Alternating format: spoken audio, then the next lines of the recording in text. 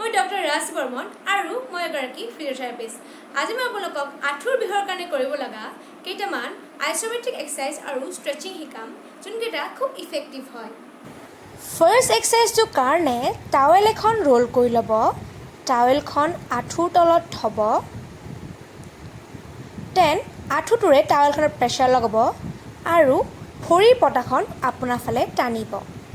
পজিশ্যনটো 10 second hold কৰিব।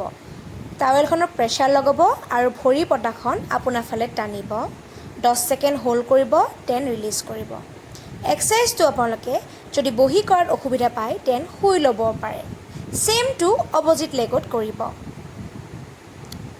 আঁঠুটোৰে টাৱেলখনৰ pressure লগাব, ভৰিৰ পতাখন আপোনাৰ ফালে টানিব, 10 ছেকেণ্ড হোল্ড, ৰিলিজ।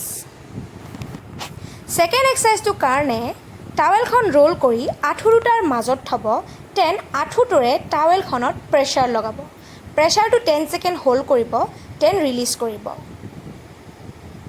প্ৰেছাৰ লগাব, দেন ৰিলিজ কৰিব। 10 ছেকেণ্ড হোল্ড, দেন ৰিলিজ। এক্সাৰচাইজটো 10 টাইম ৰিপিট কৰিব। থাৰ্ড এক্সাৰচাইজটোৰ কাৰণে এনেকুৱা এডাল বেল লৈ ল'ব, নহ'লে বা গামোচা এখন হ'লেও হৈ যাব। বেলখন ভৰিত লগাই ল'ব। দেন আপোনাৰ ফালে ভৰি পতাটো টানিব।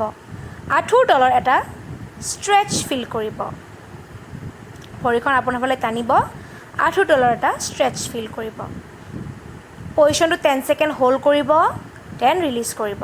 ছেম টু অপজিট লেগত কৰিব। 10 ছেকেণ্ড হোল্ড কৰিব, দেন ৰিলিজ কৰিব। এক্সাৰচাইজটো 10 টাইমছ ৰিপিট কৰিব। এইকেইটা এক্সাৰচাইজ যদি আপোনালোকে ৰেগুলাৰলি কৰি যায়, আপোনালোকৰ আঁঠুৰ বিষ খুব সোনকালে নোহোৱা হৈ যাব আৰু আপোনালোকৰ আঁঠু মজবুত হৈ যাব। যদি এক্সাৰচাইজকেইটা কৰোঁতে যদি খুব বিষ অনুভৱ কৰে, তেনেহ'লে এক্সাৰচাইজকেইটা কৰা বন্ধ কৰি দিব। ভিডিঅ' চাই যদি ভাল লাগিল, থাম্বছ আপ বাটনটো ক্লিক কৰি দিব আৰু মোৰ চেনেলটো ছাবস্ক্ৰাইব কৰি দিব, যাতে মোৰ নতুন নতুন ভিডিঅ'বিলাক আপোনালোকে পাই থাকে। Thank U.